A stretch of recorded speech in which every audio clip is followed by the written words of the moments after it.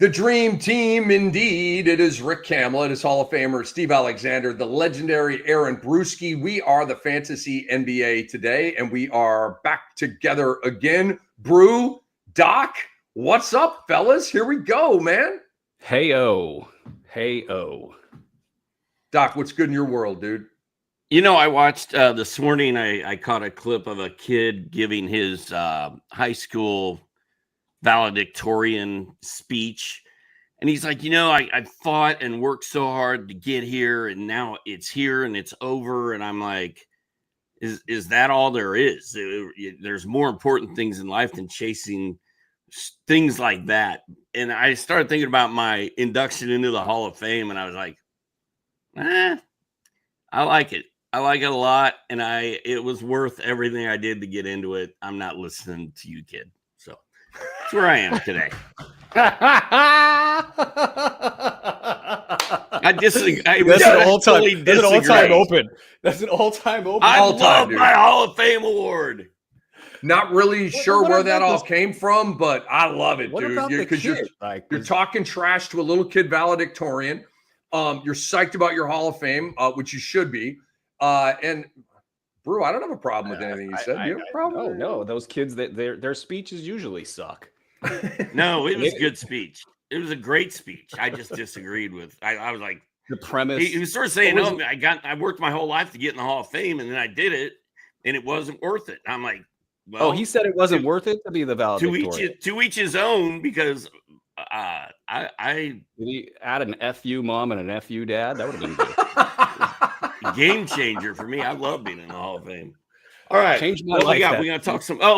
Congrats, OKC Thunder, my boys.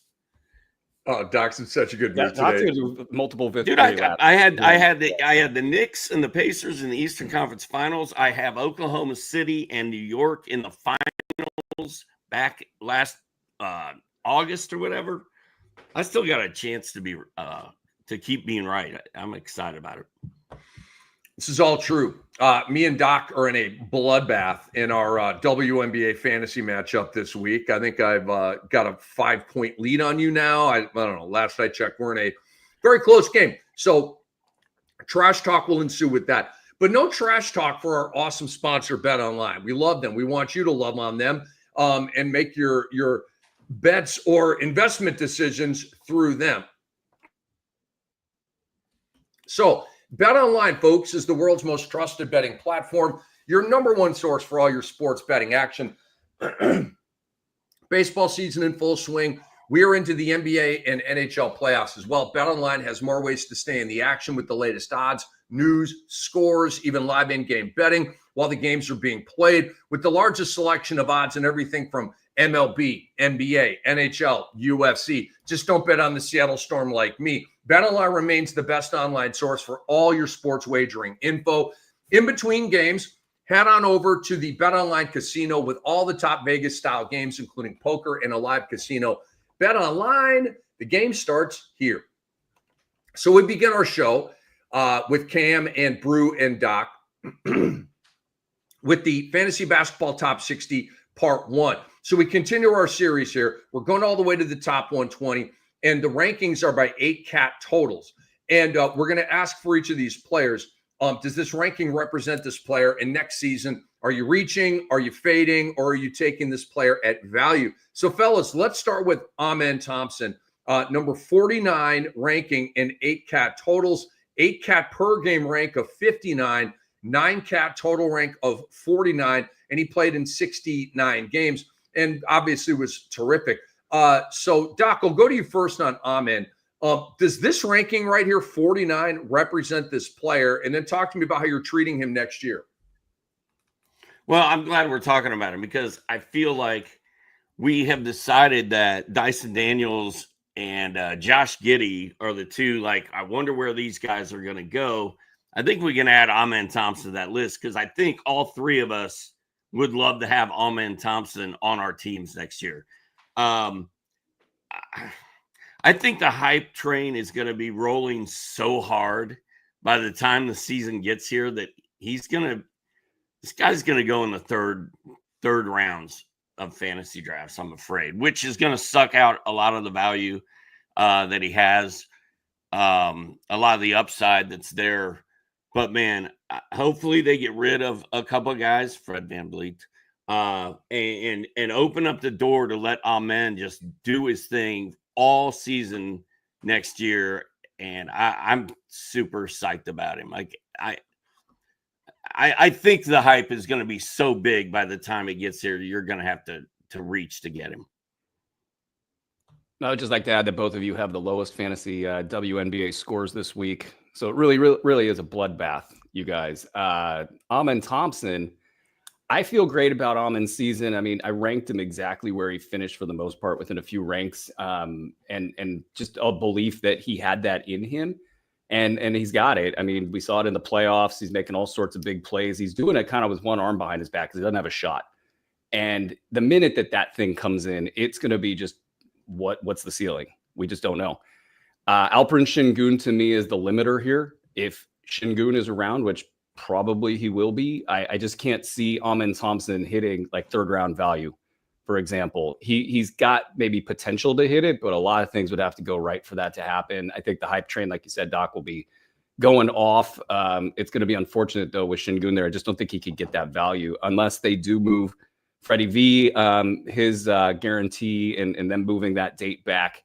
That's what was it? It wasn't the guarantee; it was a player option, right? I can't remember what the mechanism was on his contract for VanVleet. Yeah, where they team option. Team option. Yeah. So if they move VanVleet, and I know there's a lot of pieces in the NBA right now that are talking about landing in Houston, I just don't see any of those pieces wanting to come to Houston and give up a ton of shots and usage to Şengün. So that question is just lingering.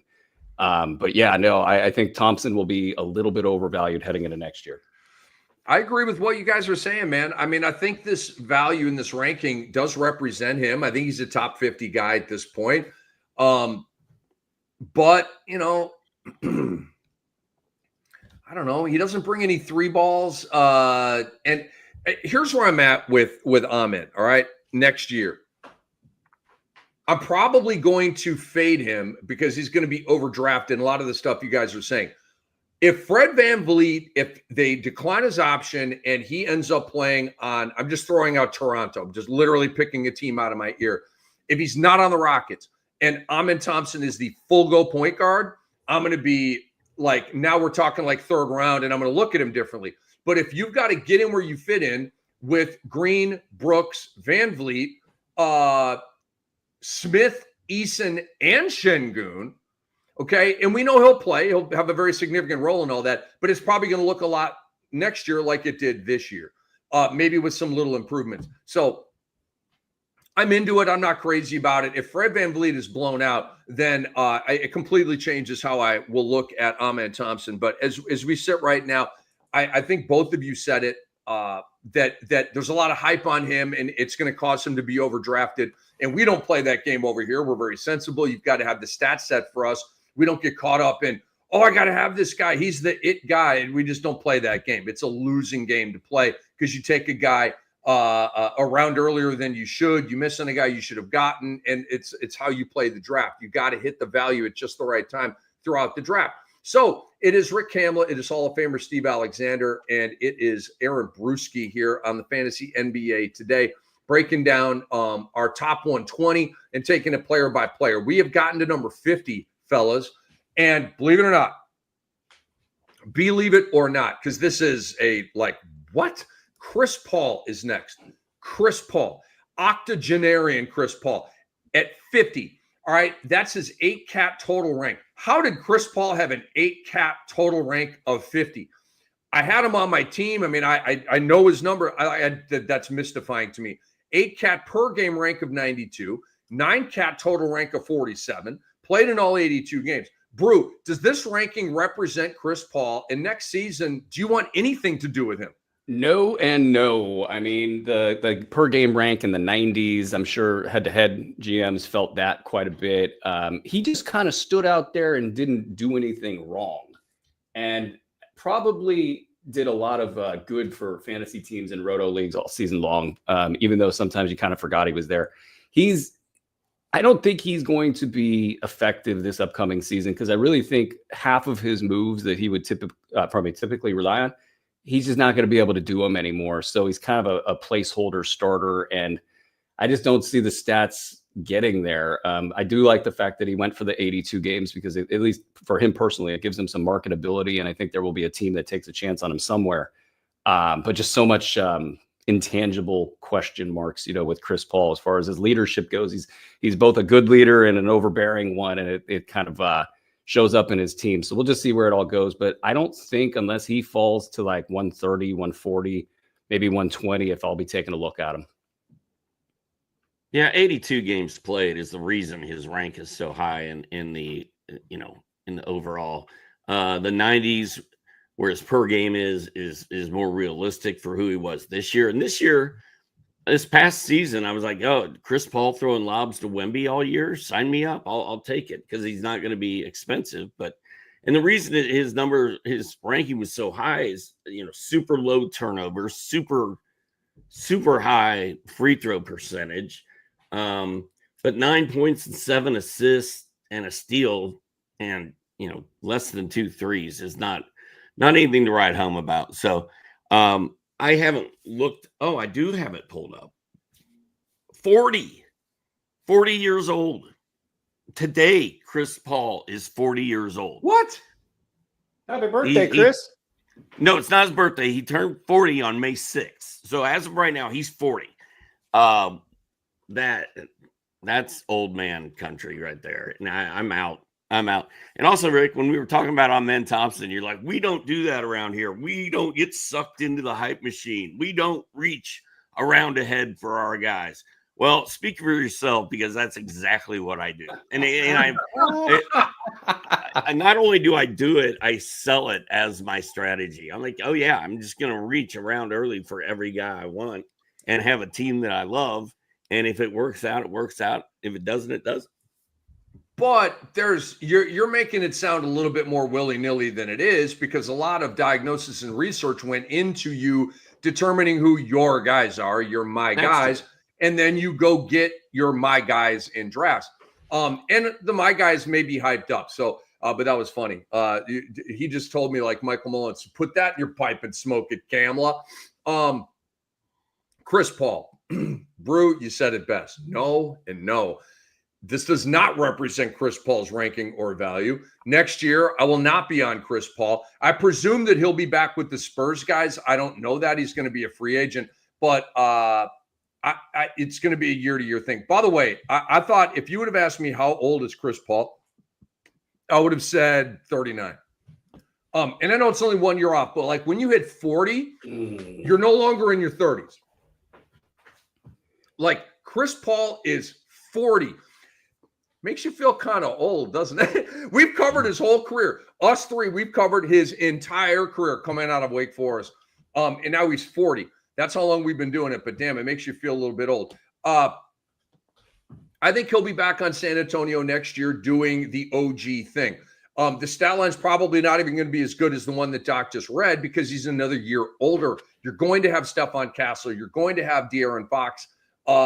And maybe he becomes a bench player. Maybe he starts once again.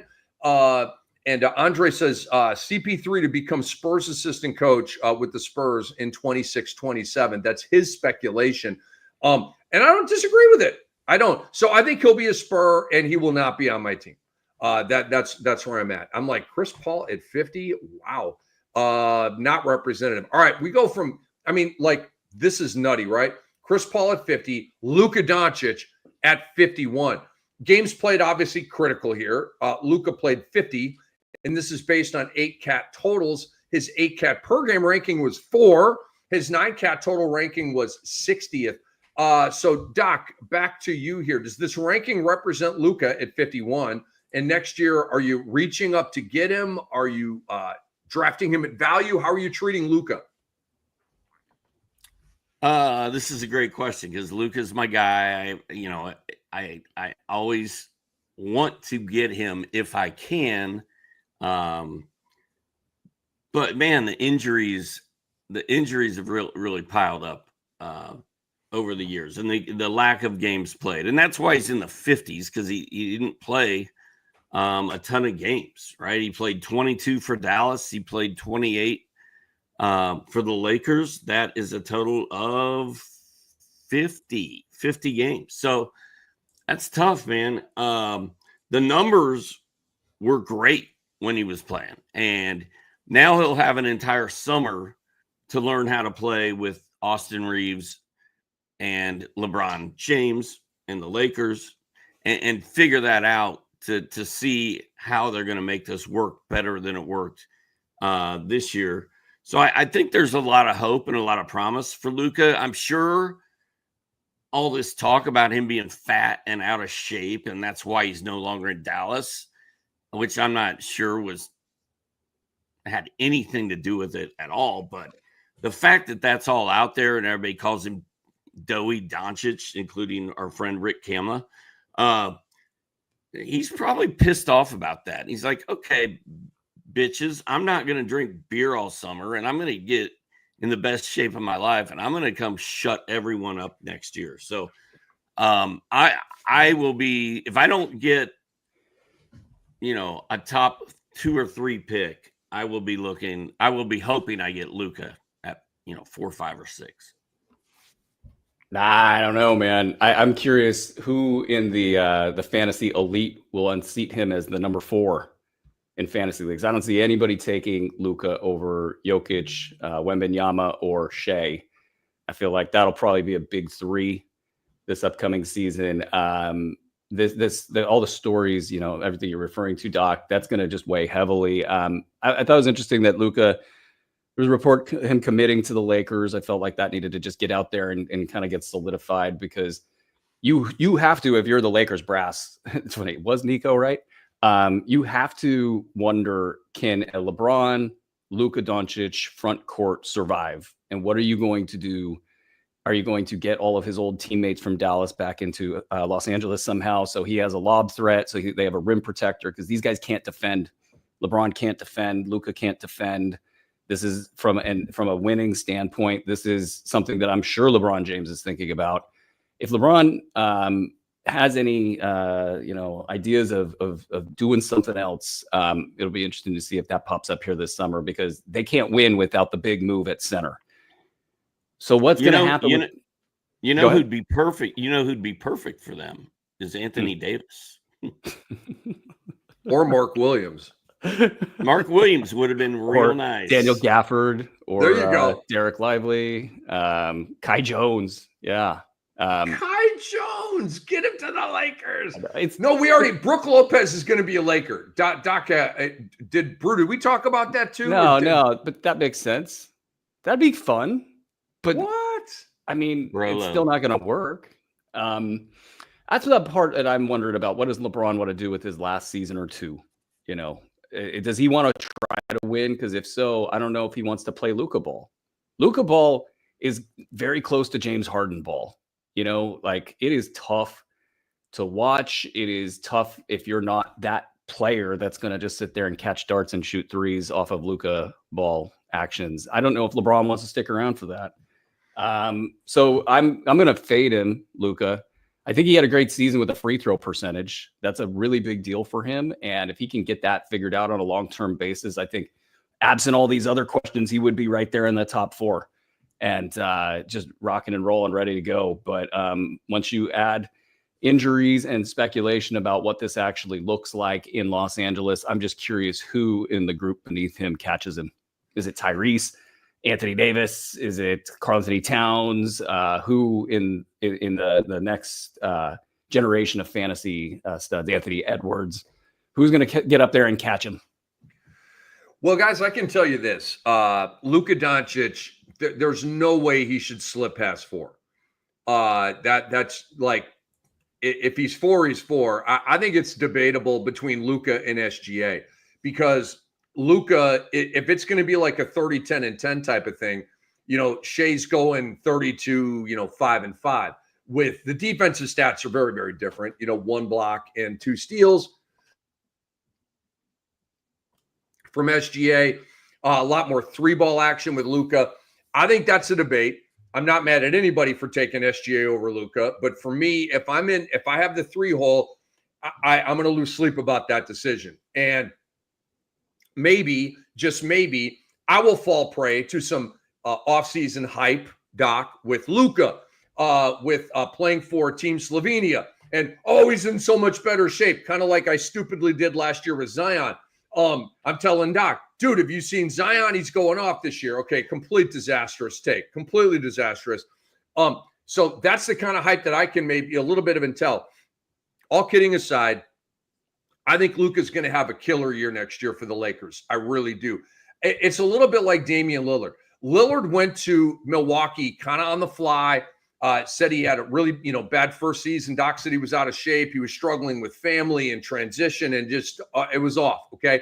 Luka, played well for the most part, but that was a turmoil season for him. He got uprooted, shocked by the trade, sent to a new team. You're moving your family, blah, blah, blah, blah, blah.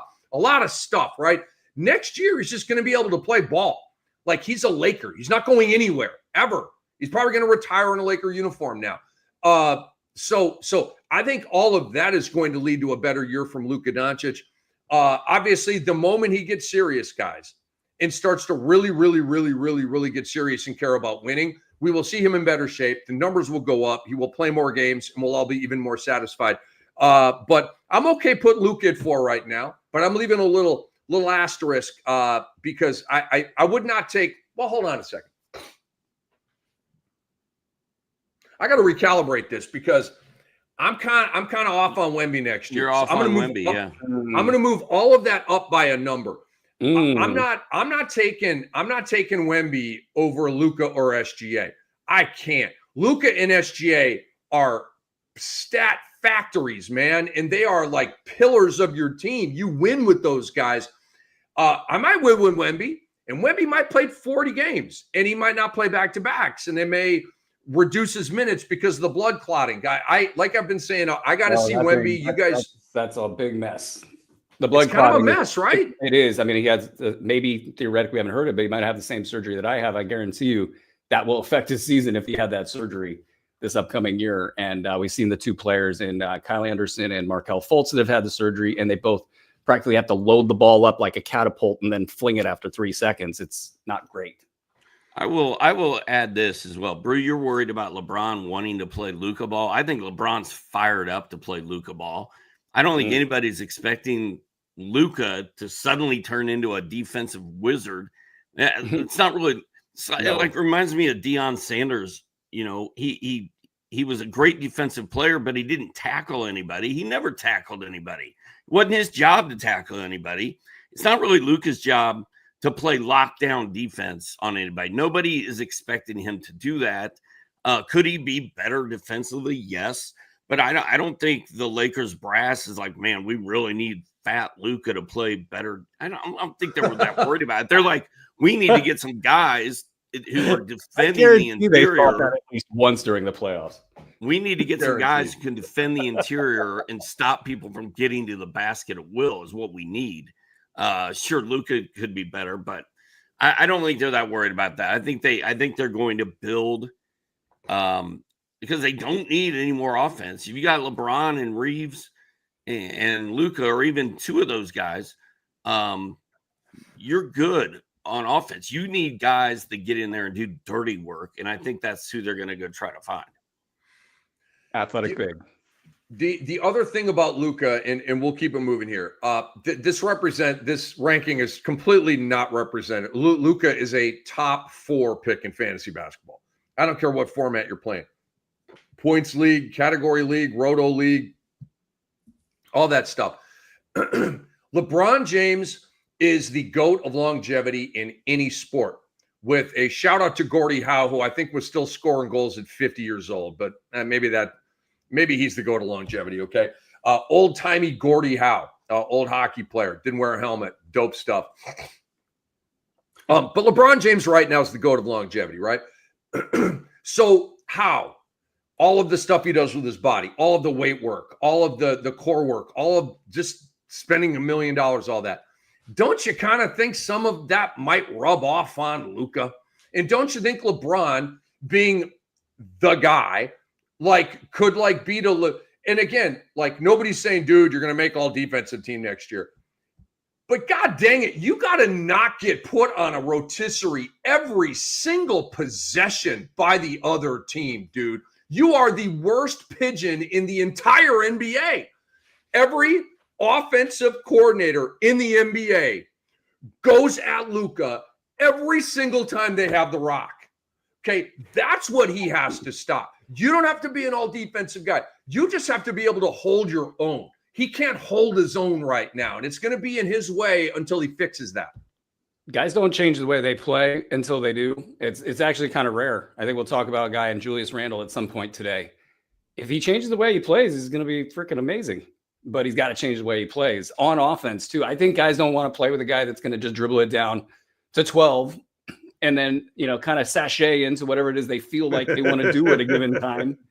And then they do it, and it's like, okay, we'll run back to the other side and defend real hard, and we'll come back and we'll do it again. So there you go. They like to pat I'm never the ball. talking about Luka with Bruski again. Never. Energy finds the ball, man. Never, ever.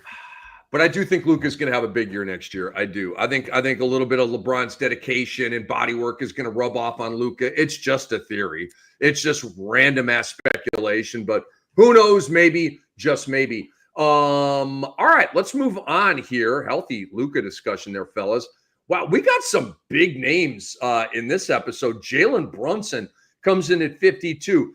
He played 65 games. That's why the drag here on his 8-cat total ranking. His 8-cat per game ranking was 43, and his 9-cat total ranking was 54. Brew, you go first here. Does this 52, does this represent Jalen Brunson to you? And next season, are you reaching up to get him? Are you fading him? Or are you taking him at value?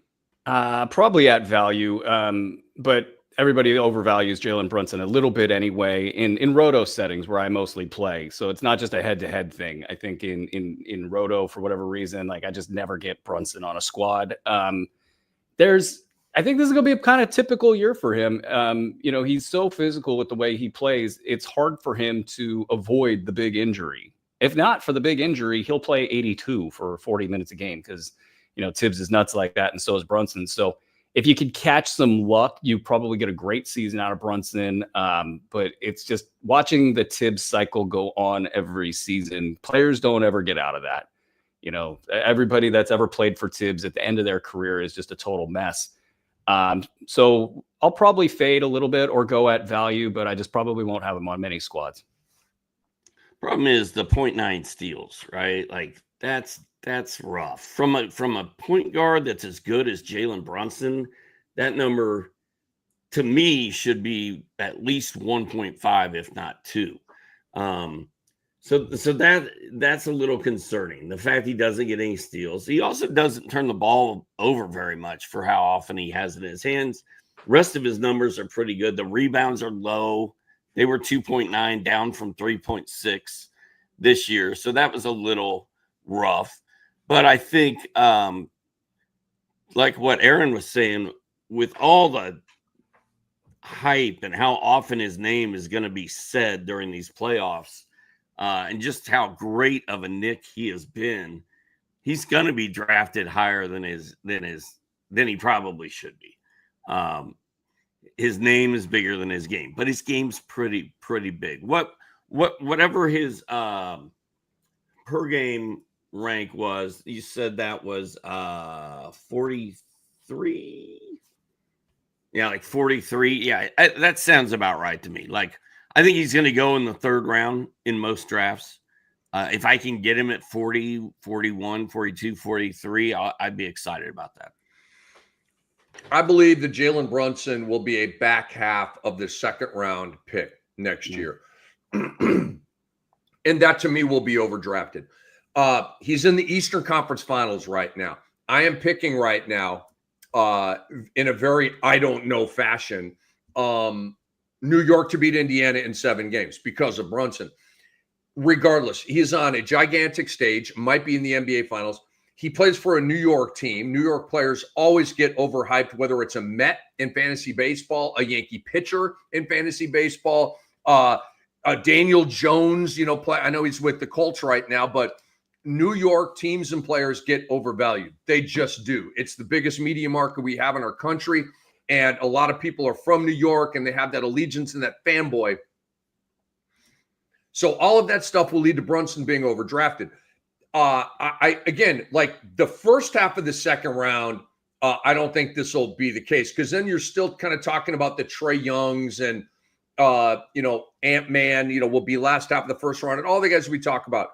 But I think when you get to pick, let's say it's a 12-team league and you get to like pick 19, 20, I think that's going to start to be Brunsonville. But Brew, I'm like, if Brunson's in the third round, I'm going to get Brunson. I mean, you could build a case to do that in a roto setting as well, since I'm like a resident roto guy here. The percentages are great. And I wonder how much that hurts your guys' desire to draft Brunson, because once you get past the great scoring and assists, it gets really, really, really quiet for him really quick. And I'm always curious, and I don't think he ever will get hit with this, but like if the NBA ever changes their rules to allow for more defense, these guys that draw a lot of fouls on various up and under moves and things like that, I wonder about them getting as much value at the foul line. He's not in my list, but I guess theoretically it could hit him as well if they ever stop with that madness of offensive players jumping into defensive players when it's not natural. Then a guy like him would get hit, but not as much as like a Trae Young. But interesting. Yeah, third round still too rich for me. I got a question for you guys. Would you take Dyson Daniels or would you take Jalen Brunson? Brun dog all day. All day. Doc A? The wheel's turning. I don't know. I would not. I would take Brunson, but Josh Giddey, Brunson, Dyson Daniels. I don't know. I'll have a better idea on that in about 3 months. If we were drafting today, we probably should just do a full-blown draft on this show. That'd be fun. Just go through like 6 rounds, just 3 of us. If it was the third round. Right now I'd say I'm leaning Dyson Daniels. Wow. Dyson Brunyels. Yeah. Dyson Brunyels. Dyson Giddey. Russell Westbrook. Russell Westbrook.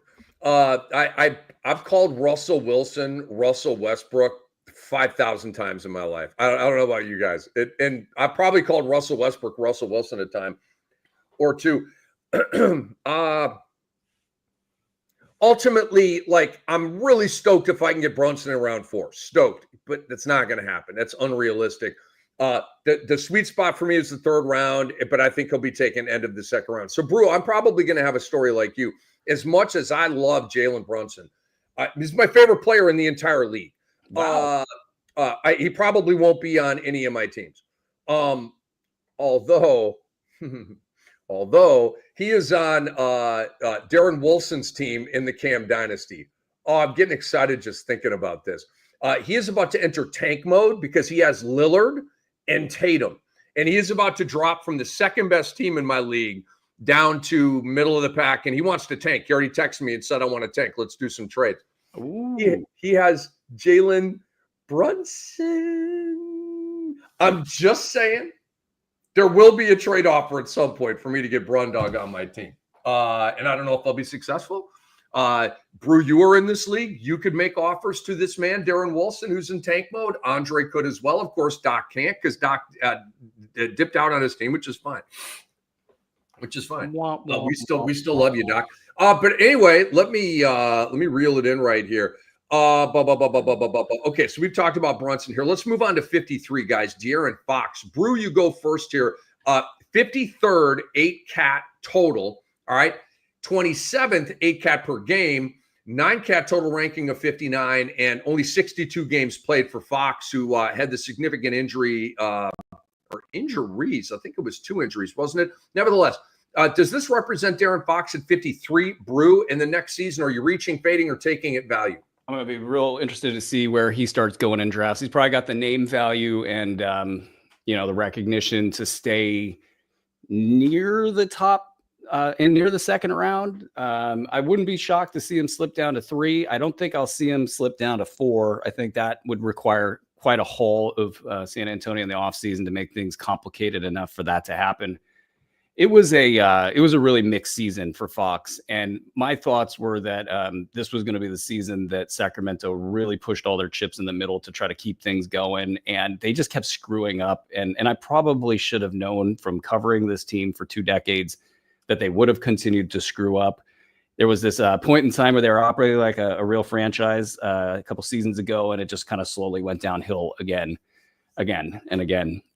So basically, I think as things got bad mid-season, he really started to lay off the effort a little bit. So the steals numbers were down, and that was a big deal for him value-wise. And then landing in San Antonio obviously was going to be bad for his value, because figuring it out with Wemby at best was going to lead to some kind of erosion of numbers. And then the minute that Wemby got hurt, that was the end of it for Fox. So that was a disappointing sequence for folks who drafted Fox. And I had Fox ranked really high.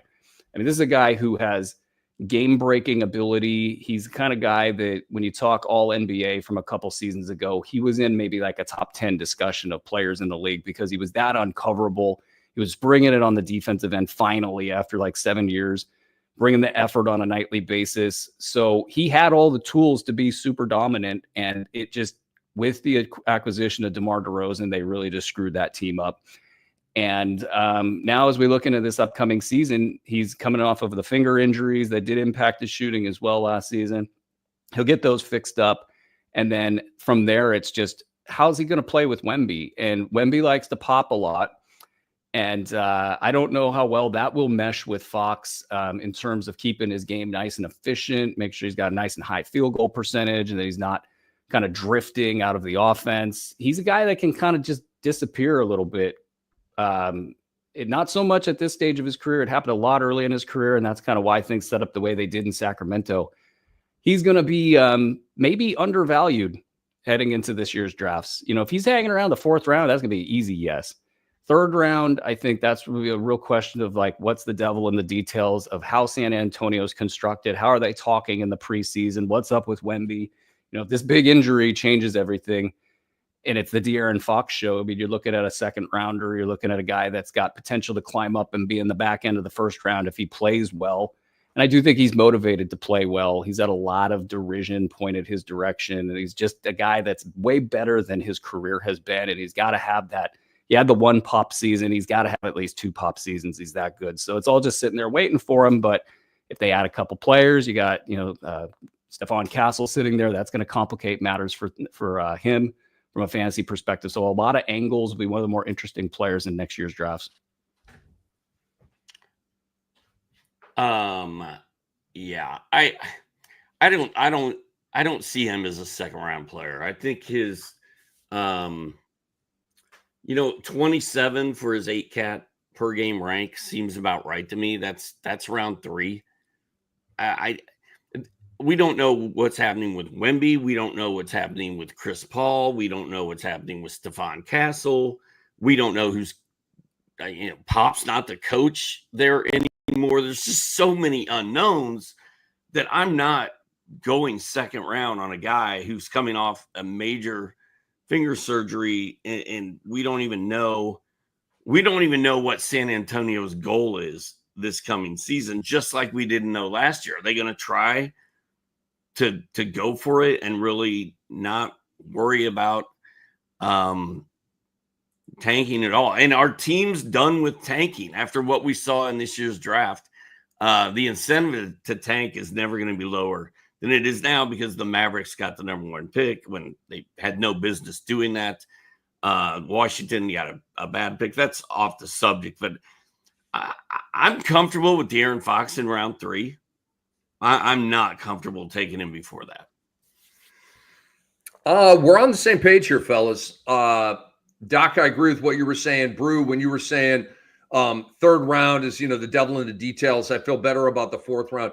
The 4th round, like you're winning your draft, or you're at least ahead of the game at that point. If you're getting Fox in the 4th round, even early in the 4th round, I could see myself taking De'Aaron Fox in round 3, depending on what was around him.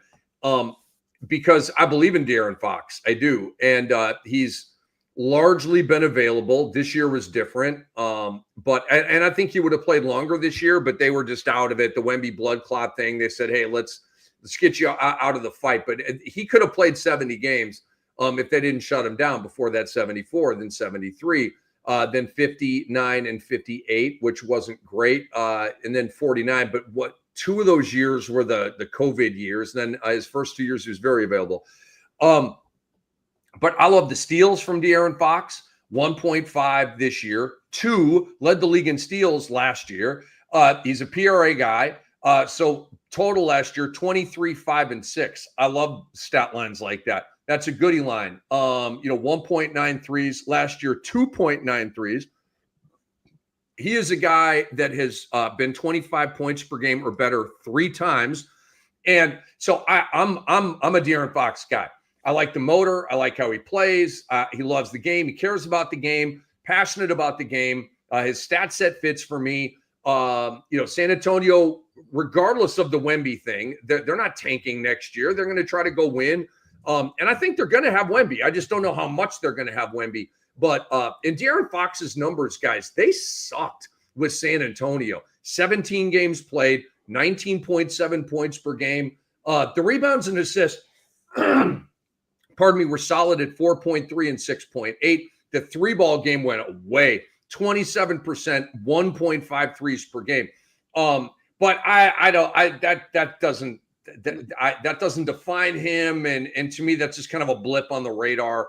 You dipped your toe in the water for 17 games after a trade, and you lost and had a bunch of moving parts. So that I can kind of write that off. But long story short, go ahead. Yeah, one quick thing on Fox that's really impressive is when he sat out to shoot the 3-point shot, him and Luke Laux got together and revolutionized his shot. And he became a knockdown 3-point shooter, which opened up everything.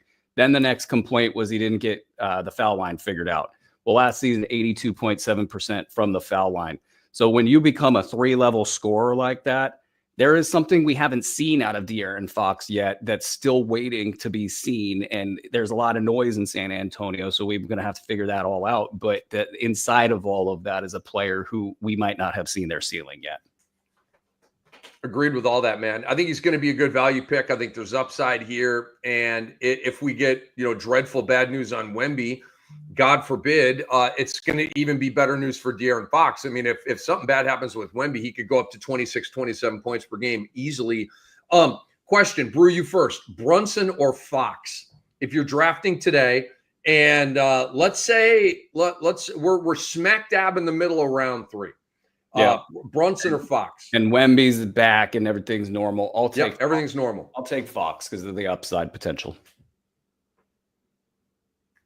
I will take Fox because I don't like Brunson's steals and rebounds. I agree. I would go Fox as well. It's more of a goodie line than Brunson. Brunson's a better scorer, a better assist guy, but the assists are close. The points, frankly, are going to be kind of close. And then Fox is so much better in the steal game and in the rebound game. The 3-ball game's probably kind of similar. Maybe Brunson gets an edge there. But Andre Lamouche asked that question. It's a great one. But I would take Fox as well. So that's 3 for 3 right here. And we also have a bunch of love for Brunson, too. So 53, De'Aaron Fox. 54 is a man named Onyeka Okongwu, 8-cat per game ranking of 74. That's per game. 54th in terms of 8-cat total. 9-cat total ranking of 41. Played 74 games. Doc, you first on this one. Does this ranking of 54 represent Okongwu? And next season, are you reaching for him? Are you fading him? Or are you taking him at value? I think 5th round sounds about right. We have to remember this kid only started 40 games out of 76 that he played in for the Hawks. His pre-All-Star numbers were 12 points and 8 boards with a block and a steal. His post-All-Star game numbers were almost 16 points, almost 11 boards, a half more assists, and he got up over a block and a steal instead of being just under it. So once we got Clint Capella out of the way, Okongwu kind of took off, and he didn't do it in a manner where he caught your attention, or you saw him on ESPN, or if you weren't paying attention, you may not have even noticed. But I think a lot of people have been excited about Okongwu for a couple of years, and I think now this was the transition year of getting Capella out and Okongwu in, and now it's his show coming into this year. I like it a lot, and I think I don't know that you'll have to take him that early. I think that some of these guys are going to have a lot of hype around him. I don't know that he's one of them. You might be able to get him in round 6 or 7, but whatever the case, I do like Okongwu coming into this year. Yeah, this one's going to be one of the most intriguing fantasy picks in fantasy, because there's all the hype from the last couple of years and then all the disappointment from those hype years where he had an on switch, but it was only on like 10, 15% of the time. So fast forward to this season, and he's having games. I'm just looking at his game log here. He's having like 21 and 15, 22 and 12 with 6 assists. He's got 27 and 12 in, April 6th. April 8, right after that, 30 and 14 with 4 triples, 4 assists, 3 steals, and a 28-point and 12 rebound game with 4 triples, 3 steals, and a block. I don't know who's going to remember all of that, but you finally got the Onyeka Okongwu that you wanted. And at the same time, Jalen Johnson played something like 32 games. And that has to leave a mark. If Jalen Johnson plays 70 games, that has to leave a mark on Onyeka Okongwu. And at the same time, they really just said, hey, man, we'll just you go out there and you score. You do everything that you can. And, playing with Trae Young, it obviously helps a lot, being in a perfectly balanced situation for the Hawks in that last, say, 3 months, because everybody was relied upon every single night. Everybody had their role, and they kind of needed to go full bore in their role. It all lined up well for him, and that's going to probably stoke people heading into next season. But at the same time, I mean, it was just probably, say, 5, 6, 10 pop games. And otherwise, just kind of cruising through as a nice kind of top 75 player all season. So I don't know if it'll capture the imagination. So I think it could swing either direction here. Probably I won't have him on teams, is my guess. Man, I have so much fun on this show. You guys bring it, man. Bruce, especially that last part. I like Onyeka Okongwu. I go for shot blockers. I go for 3-ballers. I mean, like he was at and I looked at his numbers in starts, right? Not the overall, but like what did he do in starts? Like with Capella curbed and when it was a Okongwu show. Well, it was very good. 15, 10, and 3 PRA. Shot 58% from the field. Shot 36% on threes, made 34 in 40 games. That's just about 1 per game. To me, that number's going up. I think he'll be at 1.1, 1.2, 1.3 threes next year. But he wasn't at a block per game. In the 40 starts, he was at 37 blocks, so right at 1 per game. Little above in the steals with 46. So it's basically 15, 10, and 3, 1 and 1, and 1. Okay. Fifth round? I don't know. I don't feel good about the 5th round. And we're talking about a 54th ranked player in 8-cat totals. So that would, that's right around that area. I guess I'm going to need him to fall in drafts for me to I don't know. I'm just looking at other guys. I'd rather have Miles Turner. I'd probably rather have Alex Sarr. Just the goody guys, the guys that get that. I'd say Porzingis, but he's so hurt. He's on the dead to me list. I just can't. God bless the young man. I'm not mad at him, but he misses so many games. It's insane. So I'm looking at more of the block steal combo, the block 3 combo guys. But I do like Okongwu, and I would mess with him at the right spot. But the 5th round feels high. I will fade him at that spot. Round 6, round 7, round 8. Yeah, that feels like a really good spot for Okongwu, where at least I feel comfortable with it. Any other questions, guys, or comments? Are you guys ready to move on to a little playoff talk? Playoffs. All right, so let's talk in reverse chronological order. And I'm not even sure what all that is. but this is what it says right here. Playoff check-in, reverse chronological order. So let's start with Denver's elimination. And we obviously have games coming up Tuesday night and a game on Wednesday night. The layoff in between the East Finals it's gross. It's unbelievable that we have no hoops tonight when we should. New York and Indiana should be playing tonight. That's just how I view it. But guys, we got a lot to unpack here. David Adelman, will he be back? Russell Westbrook has a player option. I would strongly advise him to pick that back up. And then next year, guys, I'm already putting this out here. I think Nikola Jokic is going to win MVP. I think he's going to go triple-double again. I think people are going to be like, damn, he's done that 2 years in a row. I got to give it to him this year. So those are just some thoughts I have on Denver being eliminated. Brew, how about you? I mean, I think Adelman is a great case scenario for Denver if they decide to, keep him as a coach. If they go out and go elsewhere, I mean, of course, they're coordinating it with Nikola Jokic to some degree, but I'm just curious what Nikola Jokic thinks about the whole Michael Malone thing.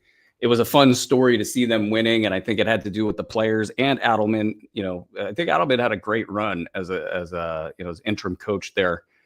It's sad, I think, because you want the good players, and you want them to be a part of good franchises. You want them to these kinds of teams. You want them to stick around. I mean, the Aaron Gordon, Nikola Jokic, even Westbrook, in his twilight there.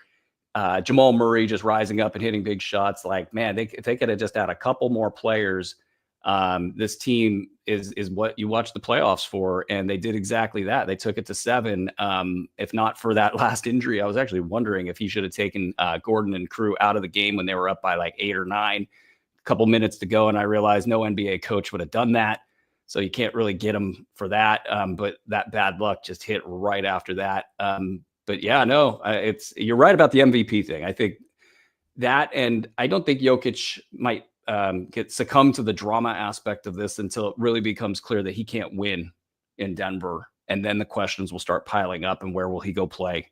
Los Angeles, we'll kind of circle everything with his best buddy, Doey Doncic, and they can form the slowest front court in the history of mankind. We're on a time crunch here, so I'm going to keep this brief. Props to Aaron Gordon for playing through a grade 2 hamstring. Like, I didn't think there was any way he was playing, and then they said he was starting, and I was like, okay, man, it's all or nothing. And then also, not props to Aaron Gordon for complaining about short time off between games after the game was over. Like, dude, everybody's hurt. Everybody's banged up. Like, all we want is basketball every night. But I think we saw how good Oklahoma City is. The fact that they got by Nikola Jokic in the prime, like legitimate prime of his career. Like, can he play any better? I don't know. OKC matched up well with him and did a good job. But I was impressed that Aaron Gordon played. Those off-on numbers, sorry to steal your thunder, Rick, those off-on numbers with Denver's bench, and then you got guys like Cason Wallace and Alex Caruso and Lou Dort, to whatever degree you want to ascribe to Lou Dort, because he's been flopping around and it's pretty funny. They're so good. They are so good at that bench level, and that's what makes Oklahoma City truly special. And to the point about the injury complaints, like, between the complaint about from Aaron Gordon, but then like everybody writing off all the teams that won and trying to make this like an injury thing, that the teams that advanced was because of the injuries. I just don't buy it. Like, I mean, New York was whomping Boston with Jason Tatum on the floor. Yeah, he didn't have Kristaps Porzingis, but that's literally his MO every single season. And you go down the list. Cleveland, I mean, those guys were out there. Donovan Mitchell had big games despite his injuries. Everybody's banged up this time of year, and this injury complaining is a little annoying. Yeah, and the quick turnaround thing, I'm not listening to it. I think David Adelman literally it was game 4, literally gave OKC a game. And that was that dreadful, dreadful Sunday afternoon game. And they should not be playing these games on Sunday afternoon, especially when there's not another game like yesterday. So your only NBA game is at 3:30 Eastern time, when everybody wants to be outside and hanging out on a Sunday.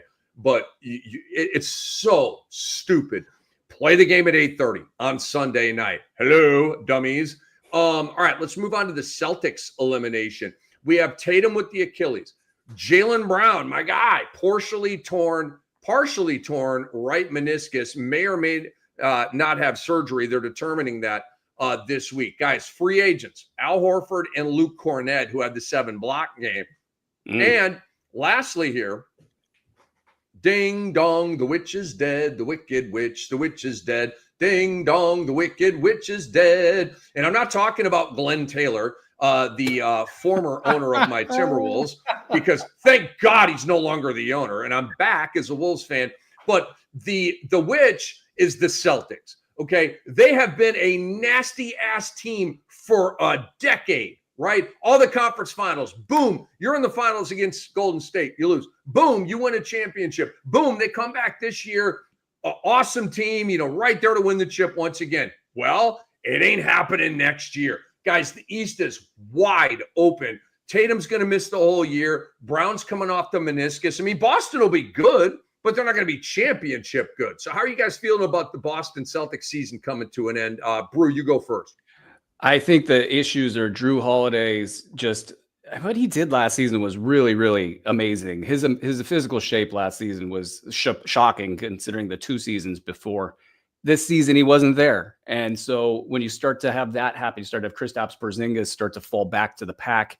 They become really ordinary, really quick. And this Jason Tatum thing, he's a great player. They're better with him. But there's just something to be said in the playoffs about players who have a hard time getting to the rack and take a lot of sidestep threes. I think when they're going in, it looks great. And when you have all of those other players making that court about a mile long, it looks great, but you take away those things. And then now all of a sudden you got a couple players that maybe aren't that complimentary in Jaylen Brown and Jason Tatum, and Derek White can win anywhere. He's the man. He's always going to be great like that for the next 3 to 4 seasons.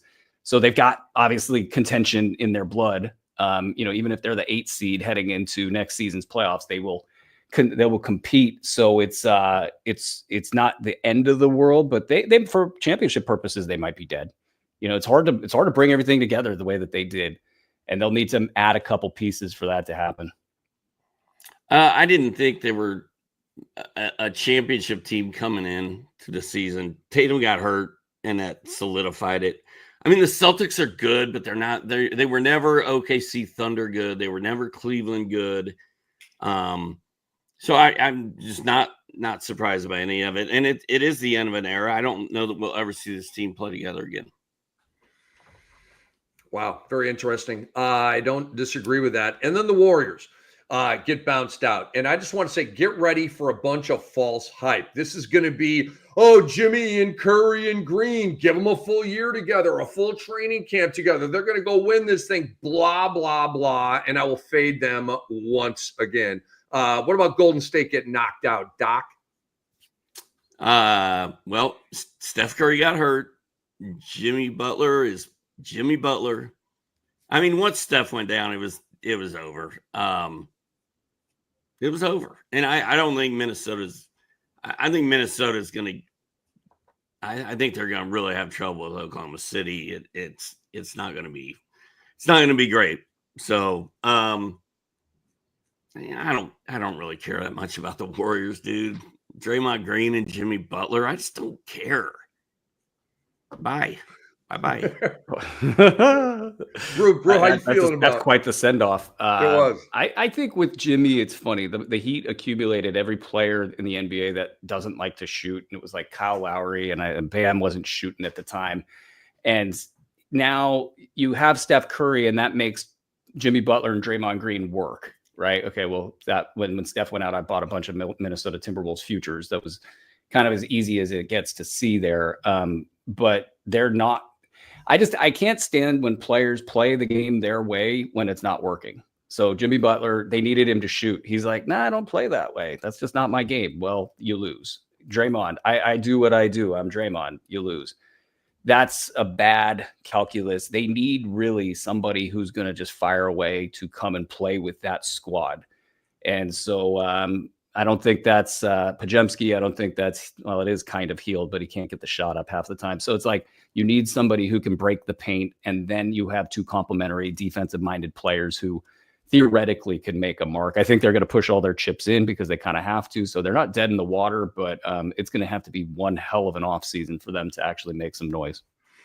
Yeah, I agree with all of that. And I'm just not feeling him. I think Jimmy Butler is fraudulent. And we are done, ladies and gentlemen. Please go to our website, sportsethos.com, and subscribe. Please download our app. It's free and completely awesome. And check out the Sports Ethos NBA show with Rick Kamla. Got a WNBA show as well. For Andre, for Doc, for Brew, I'm Cam. We'll see you soon here on the Fantasy NBA Today. This show has been brought to you by Bet Online.